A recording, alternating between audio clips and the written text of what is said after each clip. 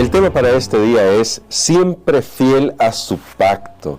Y vamos a descubrir cómo las promesas al rey David sobre el Mesías venidero a través de su linaje son promesas que deberían a nosotros despertarnos gratitud, porque finalmente Dios es fiel a su pacto, porque Él, Dios, es el garante de ese pacto. Dios mismo es el garante de ese pacto y por lo tanto no tenemos nada que temer, porque estamos en sus manos. Claro, necesitamos estar en sus manos y eso es decisión de cada uno. Dios jamás forzará la voluntad de nosotros y somos nosotros los que decidimos si queremos permanecer dentro del pacto de Dios.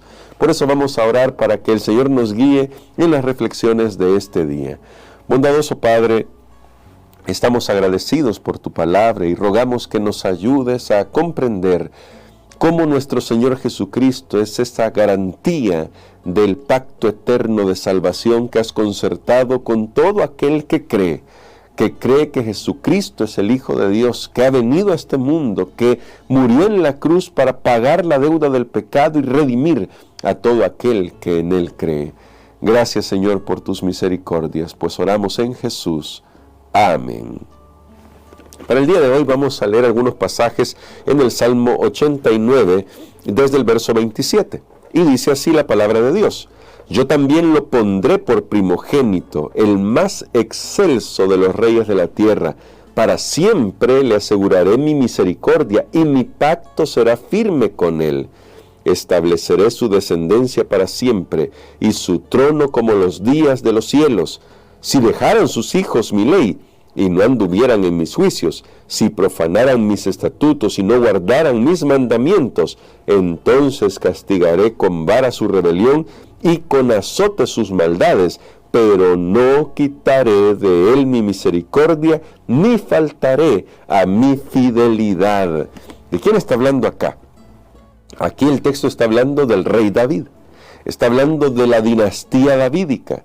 Está hablando del pacto que Dios le dijo a David iba a hacer con él. Usted puede ir a 2 de Samuel y ahí puede encontrar este pacto. Cuando Dios le dice a David: yo voy a hacer que no falte un hijo tuyo que se siente en el trono de la casa de Israel. Claro, luego conocemos toda la historia.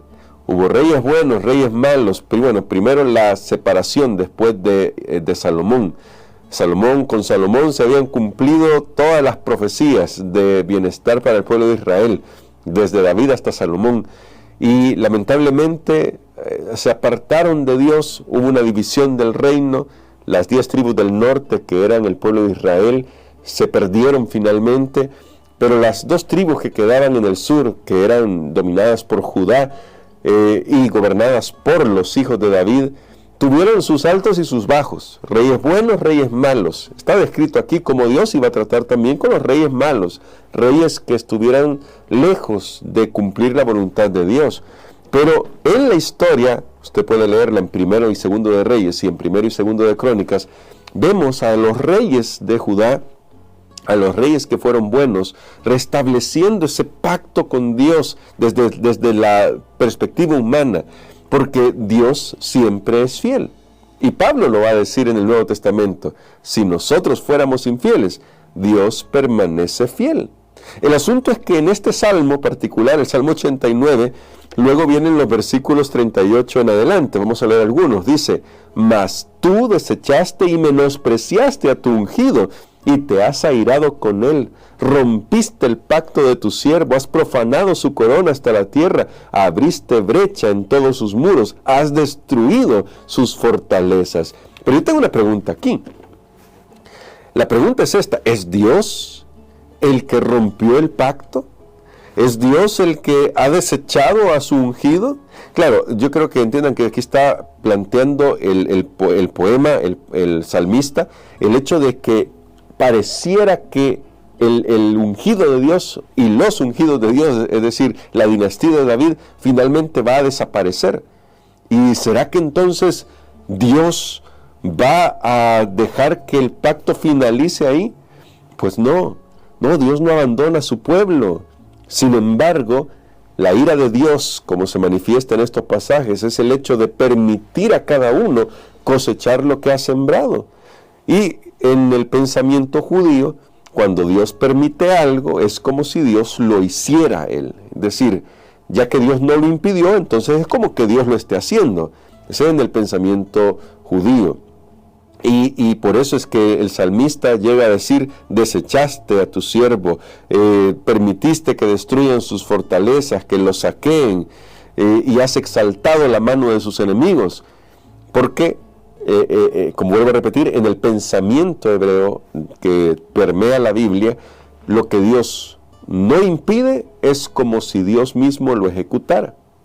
Ahora, Dios acepta esto en el sentido de que Él está al control de todo. Y Él va a dirigir las cosas de tal manera que finalmente se ajusten al plan que Él tiene. ¿Qué significa esto? ¿Por qué lo digo de esta manera? Porque mientras que hubo hijos de David que fueron fieles y se mantuvieron en el pacto, lamentablemente también hubo hijos de David que hicieron todo lo contrario de lo que el rey David haría en su vida y fueron contra Dios al punto incluso de introducir imágenes idolátricas hasta en el templo. Es decir, llegaron a extremos terribles. Pero aunque el componente humano fallara, y cuando la ciudad de Jerusalén cayó, lamentablemente el componente humano había fallado, por eso el libro de Daniel comienza diciendo que Dios entregó en manos de Nabucodonosor a Joaquín y a Jerusalén. Cuando el elemento humano falla, Dios, que permanece fiel, va a hallar la manera de mantener su pacto. Por eso es que Dios preservó el linaje de David hasta el Mesías, hasta nuestro Señor Jesucristo. Porque aunque ninguno de los hijos de David pudo ser fiel al 100%, lo digo al 100% en porcentajes, que nos gusta mucho hablar de eso a nosotros, ¿no? Pero aunque ninguno de los hijos de David pudo ser fiel al 100% al pacto de Dios, Dios envió a su hijo como del linaje de David, como descendiente de David, para que él encarnara en sí el pacto davídico. Y al encarnar el pacto davídico, ahora sí se va a cumplir lo que dice aquí: no faltará quien se siente en tu trono, porque ahora quien se sienta en el trono es el verdadero hijo de David. Aquel que cuando uno lee los salmos, por ejemplo el Salmo 2, que se lo leeremos el día de mañana, es presentado como Dios mismo, que se encarga de suplir las necesidades de su pueblo, que se encarga de gobernar a su pueblo, como el único referente para su pueblo, como el que lleva el estandarte. Pero eso hablaremos el día de mañana. Ahora, lo que vemos acá es que la gracia de Dios permitió que, aun con todas sus imperfecciones, el linaje de David se preservara para poder dar lugar a lo que Cristo haría cuando viniera en su primera venida. Jesús nació del linaje de David y como representante de la casa de David, cumpliendo las profecías mesiánicas, una de las cuales hemos leído acá, un texto mesiánico de los cuales hemos leído acá en este momento, cumpliendo las profecías mesiánicas, nosotros pudiéramos confiar que estamos seguros, porque el verdadero rey vino a reclamar su trono al costo de su propia vida, porque para reclamar su trono tuvo que entregar su propia vida. Pero lo que quiero destacar con esto es que el Señor, que es misericordioso, que es bondadoso, siempre halla la manera de mantener su plan en favor de la humanidad. Aun cuando el enemigo haga todo lo posible hasta lo imposible por tratar de desbaratar los planes de Dios, Dios es fiel a sus planes. Dios hará que sus planes se cumplan, porque no hay enemigo que pueda doblarle la mano a Dios. Dios está al control de todo.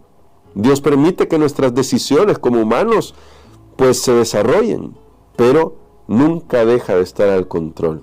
Y aunque la dinastía de David, muchos de sus hijos fueron lamentablemente personas alejadas de Dios y no cumplieron con el rol que Dios quería que ellos cumplieran, Dios preservó este linaje para que el Mesías pudiera nacer y así se mantuviera la fidelidad de la promesa de Dios.